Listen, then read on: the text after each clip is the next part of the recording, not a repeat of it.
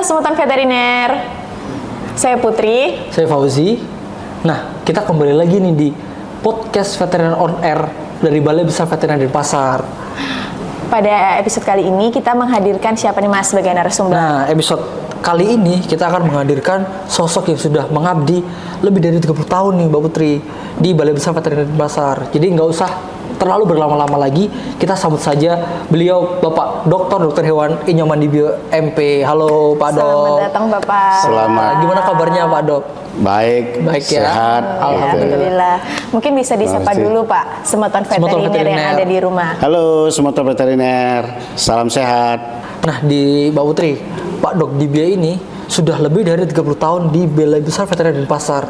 Beliau itu sudah pernah menjabat sebagai koordinator laboratorium virologi, koordinator laboratorium bioteknologi, kemudian juga menempati jabatan struktural nih, yaitu kepala bidang program dan evaluasi, kemudian kepala bidang pelayanan veteriner, dan beliau ini pensiun baru 1 tahun yang lalu, yaitu di 1 Februari 2024. Masih baru juga ya? Masih baru juga, beliau itu sudah ya. pengalamannya sangat luar biasa. Kira-kira kita akan membahas apa nih Mbak Putri dengan Pak Dr. Dibio ini? Pada episode kali ini kita akan bahas mengenai tentang penyakit jembrana, Mas. Penyakit jembrana. Mungkin kedengarannya yang familiar di Semeton yaitu adalah jembrananya nih, karena Betul. jembrananya itu kan adalah salah satu kabupaten yang ada di Provinsi Bali ya, Pak ya. Betul. Nah, kan kita kok mirip sekali ya dengan namanya ya. Kita akan tanyakan langsung aja ya. Ya. Gimana sih Pak Dok Dibio? Kenapa namanya itu penyakit jembrana dan kenapa mirip sekali dengan kabupaten di Bali? Ya. Mungkin bisa dijelaskan kepada kami nih yang awam nih tentang penyakit jembrana nih. Benar, Ya. Pak. Baik, saya sedikit informasikan penyakit jembrana tersebut. Bahwa penyakit jembrana ini adalah penyakit yang disebabkan oleh virus ya. Jadi dari kelompok lentivirus ini virusnya satu kelompok dengan virus HIV. Ya, yang penyebab AIDS di manusia. Dan penyakit ini menyerang sapi Bali ya, yang dalam tanda kutip bersifat akut ya, sifat akut serta menyerang juga sistem kekebalan tubuh kita. Tuh. Jadi kenapa disebut penyakit jembrana itu seperti disampaikan tadi tidak terlepas dari sejarah awal ditemukan penyakit tersebut, yaitu pada tahun 1964 ya di Desa Sangkar Agung, Kabupaten Jembrana, Bali ya. Jadi kabupaten itu digunakan sebagai nama penyakit. Oh, tersebut. berarti sudah lama sekali ya, 1964 itu saya belum lahir nih. 1964. Jadi lahir saya tahun itu. Oh, pas juga. Pak Dibio lahir ketemu juga Penyakit jembrana. Oh, berarti memang nama tersebut diambil dari kabupaten pertama ya. Betul. Yang ditemukan di sapi. Kira-kira penyakit tersebut itu kan menyerang ke sapi, Pak Dok. Iya. Gejala klinisnya apa saja sih yang timbul ketika sapi tersebut itu terserang oleh penyakit jembrana? Ya baik, begini Mas Fauzi, penyakit jembrana ini memang seperti apa yang disampaikan tadi itu bahwa bersifat fatal juga. Jadi penyakit jembrana ini saya ulas sedikit tentang masa inkubasinya. Masa inkubasi penyakit jembrana ini memang singkat dibandingkan dengan lentivirus yang lain ya. Jadi dia sekitar masa inkubasinya sekitar 5 hari begitu ya. Nah, kemudian diikuti dengan gejala klinis itu berupa demam. Nah, demamnya ini bisa mencapai 42 derajat Celcius. 42 derajat Celcius. Kemudian beberapa gejala yang bisa dilihat juga yaitu adanya biasa kalau sudah demam itu ada kelesuan. Jadi lesu, nafsu makan berkurang, itu bahkan sama sekali tidak ada nafsu makan. Di samping itu juga ada yang agak ya boleh dikatakan muncul karakteristik dari penyakit ini untuk gejala klinisnya itu adalah pembengkakan limfoglandula ya, kelenjar getah bening pada yang bisa kita lihat secara tampak kasat mata di lapangan itu adalah pembengkakan limfoglandula prescapularis, prefemoralis dan parotis ya. Jadi itu. Dan juga beberapa dari sapi-sapi Bali yang terserang penyakit jembrana ini itu ada mengalami diare yang bercampur darah, ada juga bercak-bercak darah seperti keringat darah gitu ya. Keringat darah. Itu Keringat ya, darah. gejala yang bisa dilihat. Jadi kalau penyakit ini berakhir sembuh, jadi ada juga yang mati. Kalau dia berakhir sembuh, nah ini perlu diwaspadai karena hewan ini atau sapi ini akan bisa bersifat karier. Jadi dia tampak sehat, ya setelah 2 minggu itu sudah mulai sehat, tetapi bisa karier. Jadi sampai 2 tahun. Sampai 2 tahun. Sampai bahkan lebih. Jadi sapi-sapi ini kalau dicek darahnya dalam 2 tahun itu masih mengandung virus Jembrana. Begitu. Masih mengandung virus Jembrana. Jadi ini yang perlu diwaspadai. Oh, berarti gejala klinis itu misalnya nih sapi tersebut sudah terserang masuk virusnya, jadi tidak langsung muncul gejala klinis Pak Dok ya. Ada masa inkubasinya ya. Betul. Sebelum gejala klinis. Dan ini agak takut saya juga nih dengar tadi keringat berdarah. Iya, Itu bener-bener keringat berdarah. Jadi keringatnya dalam bentuk darah, atau kok ngeri sekali ya, Iya, itu. di sapi Dan- tersebut dan itu gimana Pak sih, Dok? Bisa terjadi keringat darah itu Pak? Betul. Baik begini, Putri, Mas Persi.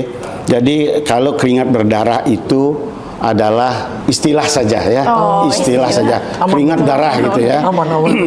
Keringat darah. Jadi sebenarnya yang terjadi adalah bercak-bercak darah pada kulit. Nah, ini kenapa bisa terjadi bercak-bercak darah pada kulit? Karena pada saat lalat ya, jadi lalat pengisap darah itu mencebloskan proboscisnya itu ya, tusukan itu ke kulit. Kemudian setelah dia pergi itu masih menyisakan luka di situ. Nah, karena kalau kita telusuri bahwa penyakit Jembrana ini menyebabkan adanya trombositopenia, artinya kadar trombosit menurun. Ya, itu mirip-mirip penyakit demam berdarah pada manusia. Nah, selain itu juga di dalam darah itu, plasma darahnya, kadar protein berkurang. Nah, 2 kondisi ini yang bisa menyebabkan hal seperti itu. Jadi ini terkait dengan pembekuan darah. Darah. Sehingga pada saat dia cebloskan kemudian pergi, lukanya ini masih dia ada merembes darah. Darahnya. Nah, Berarti sedikit bukan itu. secara ini Iya, banget ya keringat darah yang ya, darah keringat gitu itu kan kayak air biasa, ini darah saya Iya. pikir seperti itu Pak Dok. Tidak. Kalau keringat berdarah itu kan seharusnya dari kelenjar keringat. Betul. Dari kelenjar keringat itu berdarah. Darah. Ya, itu sebut, tapi itu hanyalah Hanya istilah. istilah. Ya, Seperti begitu. itu. Tapi juga menakutkan juga ya, seperti tadi kan virus Jembrana itu seperti HIV-nya, HIV di manusia. Berarti kan kalau HIV kan Sistem imun ya? Iya, menyerang kekebalan tubuh. Iya. Terus apakah virus JD ini juga menyebabkan penurunan sistem kekebalan tubuh, Pak Dok? Dan kenapa bisa seperti itu? Ya, baik. Jadi penyakit Jembrana ini memang satu kelompok seperti yang disebutkan tadi dengan penyakit HIV. Jadi dia memang menyerang sistem kekebalan tubuh. Jadi hal ini bisa dibuktikan dengan adanya penurunan ataupun fungsi dari sistem kekebalan, di mana seharusnya sel limfosit B memproduksi antibodi dalam hal ini itu tidak mampu menghasilkan antibodi dalam 2 bulan pasca infeksi. Jadi 2 bulan pasca infeksi ini tidak ada bisa deteksi antibodi pada sapi yang terinfeksi virus Jembrana. Kesembuhan itu terjadi itu adalah peran dari kekebalan yang disebut dengan kekebalan seluler ya. Jadi cell mediated immunity. Jadi kekebalan yang diperantarai sel begitu. Oh, seperti itu. Dari yang Bapak sebutkan ya Pak nih Pak tentang gejala-gejala klinisnya tadi. Ya. Apakah penyakit Jembrana ini Pak bisa menyebabkan kematian Pak? Dan berapa lama sih Pak waktu setelah sapi tersebut terinfeksi itu bisa menyebabkan kematian Pak? Betul. Saya sebutkan penyakit Jembrana itu adalah bersifat fatal gitu ya. Iya. Jadi fatal Betul. pada sapi Bali. Betul. Nah, fatal ini tuh menyebabkan kematian. Jadi kematiannya cukup tinggi, terutama di daerah-daerah yang baru terjadi wabah ya. Terkait kapan kematiannya itu dari sejak munculnya gejala klinis. Jadi tadi periode demamnya ini itu yang mencapai 42 itu selama kurang lebih 1 minggu itu bahkan bisa lebih. bisa 2 minggu, rata-rata 1 minggu. Nah, fase kritisnya itu ada di situ, di 1 minggu gejala klinis tersebut pada saat demam tersebut. Jadi di situ mati 90% 90%. itu mati di posisi 1 minggu itu. Setelah 1 minggu, jadi mulai ada tanda-tandakan kesembuhan. Begitu 2 minggu itu biasanya sudah sembuh secara klinis. Secara klinis. Nah, tetapi masih bersifat karier. Oh iya. Ya. Berarti memang cukup cepat dan berbahaya juga ya. Kan 1 minggu, rata-rata di 1 minggu sudah mati, mengalami kematian. Iya.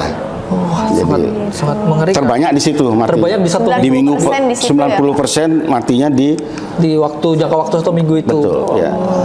Dan untuk cara penularannya sendiri nih Pak, penyakit jemberana itu cara penularannya itu bagaimana sih Pak? Lewat apa atau bagaimana Pak? Baik, untuk penularan penyakit jemberana itu ada yang disebut dengan kontak langsung ya. langsung, Jadi ada ya. kontak langsung. Jadi antara hewan yang sakit dan yang sehat. Nah, ini umum terjadi. Ya. Kemudian yang tidak langsung ini melalui yang disebut dengan vektor. Ya, jadi vektor itu terutama lalat pengisap darah. Karena apa? Tadi disebutkan selama 2 tahun ini di dalam darahnya masih mengandung virus. Jadi kalau lalat ini mengisap darah sapi yang karier ini, kemudian pindah ke sapi yang sehat, nah ini bisa menularkan. Oh, bisa menularkan Bisa lewat menularkan lalat itu tadi ya, Pak Dok itu. ya. Dan jangan lupa juga selain faktor mekanis tersebut, yang perlu diwaspadai atau yang perlu diperhatikan itu adalah pemakaian jarum suntik. Jarum suntik. Ya, jarum suntik sudah terbukti mampu sebagai media penularan penyebaran penyakit jemberana jika pemakaian jarum suntik tidak sesuai dengan SOP. Oh, Nah, seperti jadi begitu. Oh, berarti kalau misalnya nih petugas ada yang menyuntik di sapi yang terinfeksi, Ya. infeksi JD, kemudian jarum suntik ini tidak diganti, Ya. dan ataupun tidak disterilkan lagi, Ya. terus disuntikan ke sapi lainnya, itu Ya. juga bisa menyebabkan. Bisa, itu sudah terbukti bisa. Bisa. Bisa. Wah, berarti memang harus benar-benar dipastikan Pak Dok ya. Iya. Jarumnya itu lebih baiknya itu diganti. Betul. Atau disterilkan misalnya. Iya. Jadi takutnya tuh sapi tersebut itu ada mengandung virus atau sebagai karier misalnya. Iya. Itu kan bisa menyebabkan penularan juga. Betul. Nah, kalau penyakit jemberana ini apakah hanya spesifik untuk sapi jenis sapi Bali atau misalnya peternak itu punya sapi Bali, namun mereka ingin mengkawin silangkan ke sapi dengan ras lainnya, itu bisa nggak Pak Dok? Masih tertular nggak? Atau kalau hanya benar-benar khusus sapi Bali aja, kalau misalnya ada campuran lain dia nggak akan menularkan, itu ada kemungkinan nggak menular di sapi tersebut? Iya, satu hewan dengan hewan lain terhadap satu penyakit itu tentu dipengaruhi oleh faktor genetik ya. Termasuk juga penyakit jemberana. Ya, termasuk juga penyakit jemberana. Dalam hal ini sebagai contoh misalnya penyakit jemberana ini menyerang adalah sapi Bali. Sapi Bali adalah paling peka. Kemudian bagaimana jika sapi ini dikawin silang begitu misalnya. Betul. Hasil Kawin silang sapi ini juga bisa menyebabkan, bisa terserang lah, Bisa gitu ya, tertular. bisa terinfeksi atau tertular penyakit jemberana, sifatnya subklinis. Nah, jadi tidak menunjukkan Gejala gejala, klinis. tetapi dia masih bersifat karier. Oh, berarti Ya. bisa. jadi masih Ya, bisa juga ya. Iya, masih bisa. Sebagai contoh misalnya sapi Rambon ya, Iya. yang merupakan persilangan. Tadi pertanyaan persilangan, Betul, persilangan antara sapi Bali dengan sapi Madura. Nah, ini kan sudah ada genetik sapi Bali Iya. dan sapi Madura. Madura. Nah, ini setelah disilangkan, dia masih mampu. Jadi kalau terserang penyakit jemberana, itu masih mampu menunjukkan gejala berupa demam. Demam masih ada. Ya, demam, namun dia tidak fatal sampai Betul. mati ya bersama dengan sapi Bali, tidak. Jadi dia hanya sifatnya ringan begitulah. Tetapi dia bisa sampai 3 bulan sebagai karier. Masih ada di situ. Masih. Nah, contoh FH tidak menunjukkan gejala klinis. Seperti demam itu enggak. Iya, tapi Ya. ada virusnya. Tetapi mampu juga selama 3 bulan sebagai karier. Berarti tetap berbahaya juga ya. Boleh juga ya. Artinya di situ bahwa faktor yang disebut dengan genetik dalam hal ini ya, reseptor terhadap virus itu harus ada. Semakin tinggi konsentrasi reseptor pada host tersebut, Iya, host virus pada tersebut, sapi. jadi sel targetnya terutama ini, maka semakin peka. Nah, begitu juga sebaliknya. Berarti tidak menutup kemungkinan walaupun sapi Bali itu kawin dengan sapi yang semental misalnya atau kawin silang dengan sapi ras lainnya, tetap dia itu ada bisa terserang, hanya saja tidak menunjukkan gejala klinis. Ya. Namun kan bisa membahayakan untuk sapi lainnya Pak Yoga. Berarti memang harus benar-benar diwaspadai. Betul. Terus Saya penasaran nih betul. Pak ya. Ini Dari nih. tadi kan kita bahas tentang penyakit jembrana ini Iya, pada iya. sapi Pak. Iya. Nah, penyakit jembrana ini tuh bisa juga menular ke manusia nggak sih Pak? Ya baik. Mungkin karena tadi menyebut Ngeri juga ini. HIV Saya begitu melihat kan. dia. Dibilang Jadi dia memang keringat satu, ya. Keringat satu berdarah kelompok dia dengan kelompok virus HIV, ya dia betul. satu grup itu namanya lentivirus. Tetapi saya tegaskan bahwa sampai saat ini sapi yang terserang penyakit jembrana ini hanya sapi Bali dan tidak menular ke manusia. Artinya tidak bersifat zoonosis. Tidak Jadi, zoonosis. Ya, gitu. Oh, tapi walaupun ada untungnya juga nih Bapak, tapi juga melihat tadi kematiannya, terus gejala Gejala klinisnya, klinisnya. terus kemudian ada kariernya juga bisa membawa virus walaupun tidak ada gejala klinis, tapi juga sangat membahayakan juga ya. Iya. Berarti apakah perlu penyakit ini tuh perlu nggak sih Pak Dok untuk mendapat perhatian khusus dari peternak maupun pemerintah? Karena melihat dari gejala klinis dan juga tingkat kematian tersebut. Baik, untuk penyakit ini saya kira penting kita perhatikan. Karena apa? Karena berdampak secara ekonomi ya. Jadi jika terjadi pada daerah-daerah yang baru, itu kematian bisa 17%. 17%. Ya, dengan angka sakit sekitar 65%. Ini kan sangat tinggi, Ya. sangat merugikan masyarakat. Tentunya perlu mendapat perhatian baik masyarakat maupun pemerintah. Gitu. Dan perlu saya sampaikan, penyakit ini sudah ditetapkan juga sebagai penyakit hewan menular strategis. PHMS. Ya, PHMS itu penyakit menular strategis. Itu artinya secara ekonomi ini penyakit sangat merugikan, Merugikan, dipandang betul. dalam konteks Indonesia. Indonesia. Ya. Di Indonesia sendiri nih ya Pak, Mas. Iya. Untuk yang penyakit jembrana ini kan dari tadi ini kita bilang di Sapi sapi Bali. Bali, Ya, di dan Bali di pertama Bali kali, gitu kan betul, juga betul. ya Pak ya. Untuk di Indonesia sendiri Pak, untuk penyakit jembrana ini sudah di mana saja Pak ditemukan? Apakah sudah menyebar Menyebar dari atau cuma Sabang masih di sampai Bali Merauke aja? atau cuma masih di Bali aja Pak? Gimana Pak? Ya, baik.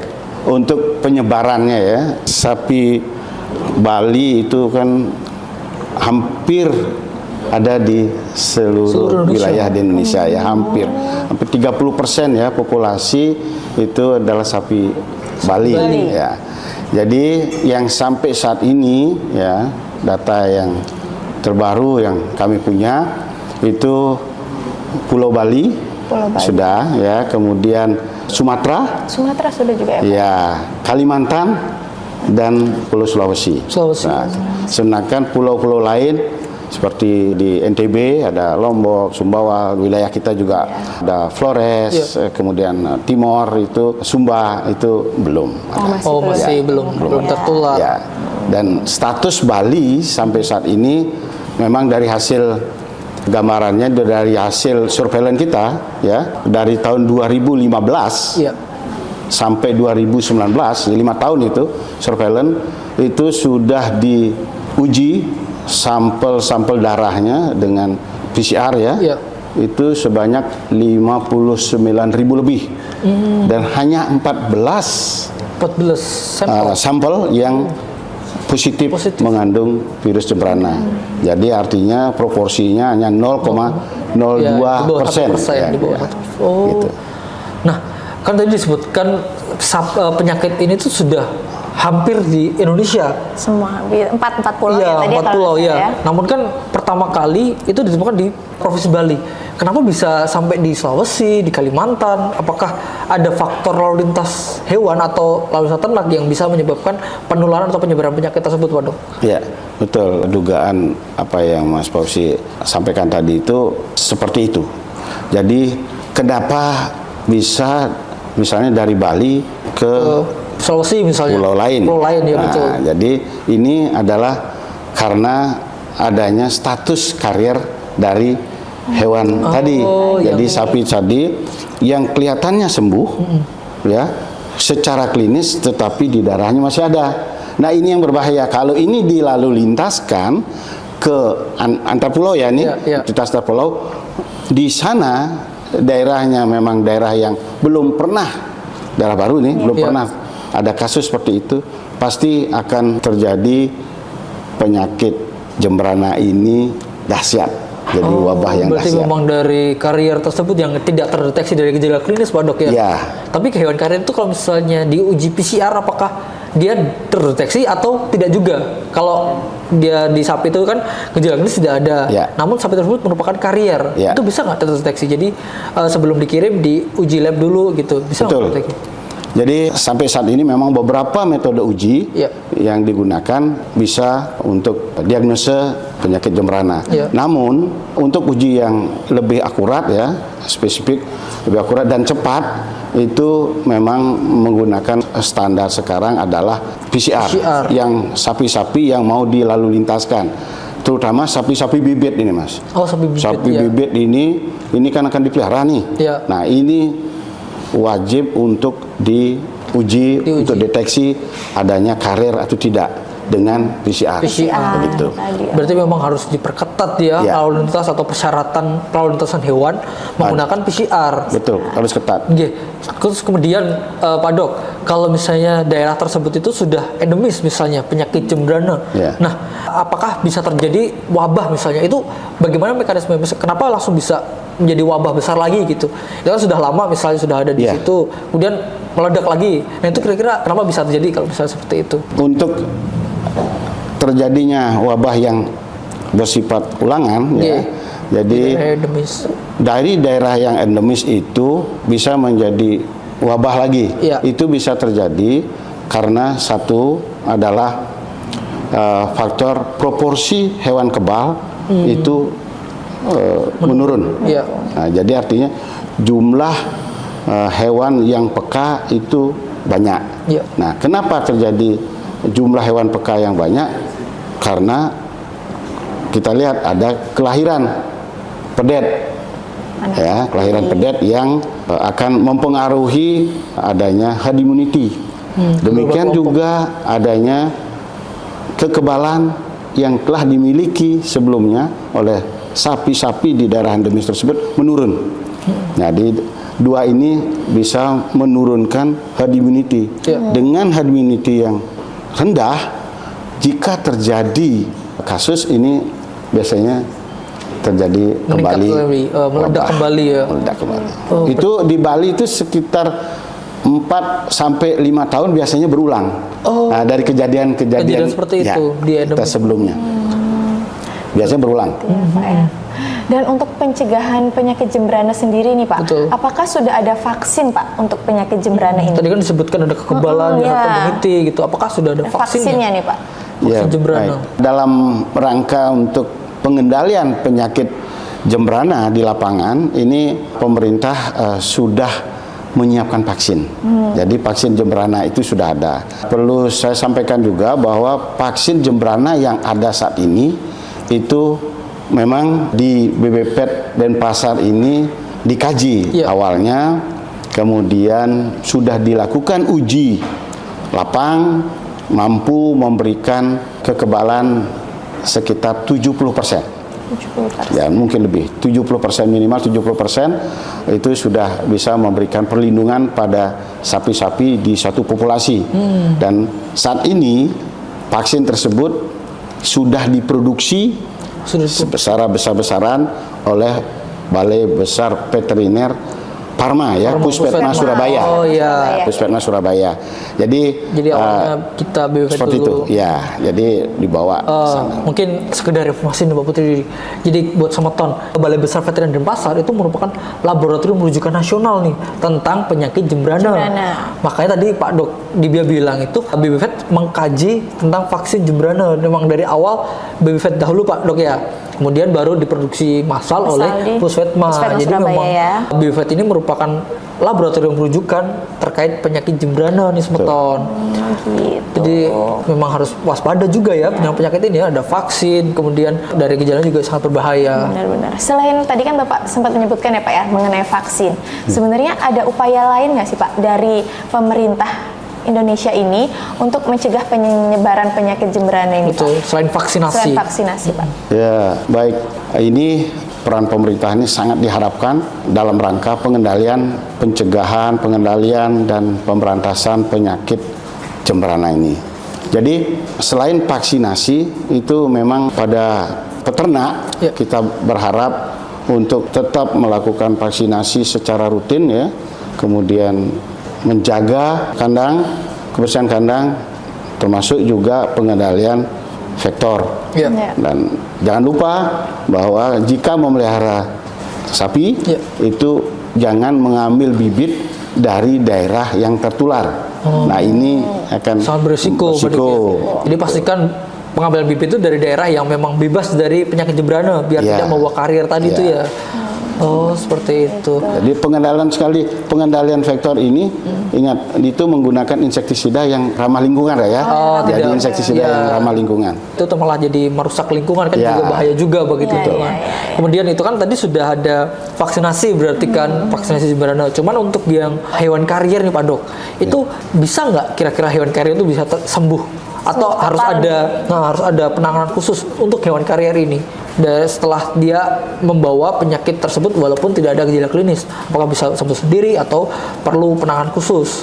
Tidak, kalau misalnya karirnya ini karena dia untuk bersih total itu memang agak sulit untuk khusus pada Kalau sapi di Bali ya. tahun. Makanya tadi disebutkan bahwa ini hewan karir ini 2 tahun bahkan bisa lebih sepanjang hidupnya. Yes. Karena apa? Karena ya virus jembrana ini sudah terintegrasi ya, berintegrasi di sel target, di sel Ya. host yang di target itu. Jadi dia ada di situ terus. Ya. Gitu. Pada saat-saat tertentu Muncul. dalam keadaan stres dia akan Muncul muncul. lagi. Oh, berarti memang kayak sudah permanen setelah Ya. itu. Ya, susah ya Pak yang Susah untuk Ya, juga. susu total untuk gitu. total. Itu yang perlu diwaspadai. G. Cara ini gimana ya Pak Putri? Cara mengetahui Pak Iya. Dok, mengetahui sapi tersebut karier atau tidak. Ada nggak selain atau misalnya itu menggunakan pengujian laboratorium atau kalau misalnya secara fisik bisa tidak kalau dari secara pandangan fisik itu melihat ini tuh karier atau tidak? Secara pandangan fisik tidak bisa. Tidak bisa. Tidak bisa. Kecuali kita tahu sejarahnya. Jadi sejarahnya ini sapi yang sudah terdeteksi positif penyakit jembrana. Nah, itu dari sejarah. Ya. Berarti ini Masih kita ada perlu karier. tandai. Bisa jadi. Ini sapi karier. Karier. Ya, ada kemungkinan sapi karier. Ya, gitu. Berarti memang untuk mengetahui sapi karier atau tidak memang harus uji laboratorium. Ya. Untuk biar dia itu tetap tidak dibawa kemana-mana karena berisiko sekali untuk Betul, seperti yang disampaikan tadi itu. Iya, untuk dilalu lintaskan malah menyebar ke wilayah lainnya. Ya. Sangat berisiko juga ya kalau Ya. misalnya harus melakukan pengujian di Semeton. Jadi untuk melihat sapi tersebut ada atau tidak virus jembrana, memang salah satu cara yang paling utama adalah pengujian laboratorium, yaitu pengujian PCR. Nah, di Balai Besar Veteran Denpasar juga menyediakan PCR jembrana, ada PCR real time maupun PCR konvensional di Semeton. Nah, kemudian ini Pak Dok, tadi kan pencegahan vaksinasi, Ya. kemudian kita harus melihat karier atau tidak dan juga pengetatan lalu lintas. Kemudian untuk peternak nih, ini kan Semeton pasti nunggu-nunggu ini sebagai peternak, langkah-langkah apa yang perlu diambil untuk melindungi sapinya agar tidak terinfeksi penyakit jembrana Pak Dok? Tadi beberapa yang sudah saya sebutkan, itu yang pertama buat peternak ini lakukan vaksinasi secara rutin. Ya, jadi vaksin sudah ada, perlu dilakukan vaksinasi secara rutin dalam rangka untuk meningkatkan kekebalan atau tubuh sapi tersebut. Ya, jaga kesehatan sapi tersebut. Yang kedua, kebersihan kandang seperti yang disebutkan tadi, Iya. itu wajib. Jadi terkait dengan pengendalian vektor tersebut. Kemudian berikutnya disampaikan bahwa pakan, jangan lupa. Pakan. Ya, pakannya ini haruslah pakan yang cukup dari sisi kualitas dan kuantitasnya. Kuantitas. Jumlahnya cukup, asupan gizinya Gizi juga. juga, Nah, betul, jadi harus perhatikan. Gitu. Jadi ini akan meningkatkan imun dari hewan Sapi tersebut sapi ya. tersebut. Oh. Luar biasa Pak Putri, kita mendapatkan ilmu yang sangat berharga nih. Iya, semeton veteriner juga dapat wawasan lebih nih mengenai tentang penyakit jembrana. Ya. Mungkin Pak Dok Bibi mungkin terakhir nih, mungkin bisa disampaikan pesan-pesan untuk semeton nih yang melihat menyaksikan episode kali ini. Kira-kira bisa disampaikan kepada semeton mungkin kesan-pesannya tentang penyakit jembrana atau cara beternak atau cara melindungi hewan ternak. Baik, seperti kita ketahui tadi sudah diulas ya, penyakit jembrana ini adalah penyakit yang bersifat fatal. Jadi menyebabkan kematian pada ternak khususnya sapi Bali. Nah, oleh karena itu maka mari kita secara bersama-sama untuk mengurangi kerugian yang diakibatkan oleh peternak dengan beternak yang baik begitu. Nah, tentunya kita berharap nantinya buat semeton untuk bisa memahami penyakit jembrana ini secara holistik. Dengan demikian kita akan mampu mencegah, mengendalikan dan memberantas penyakit jembrana, di mana kita berharap nanti budidaya ternak sapi Bali menjadi bebas penyakit Begitu. jembrana. Nah, itu gitu. semeton.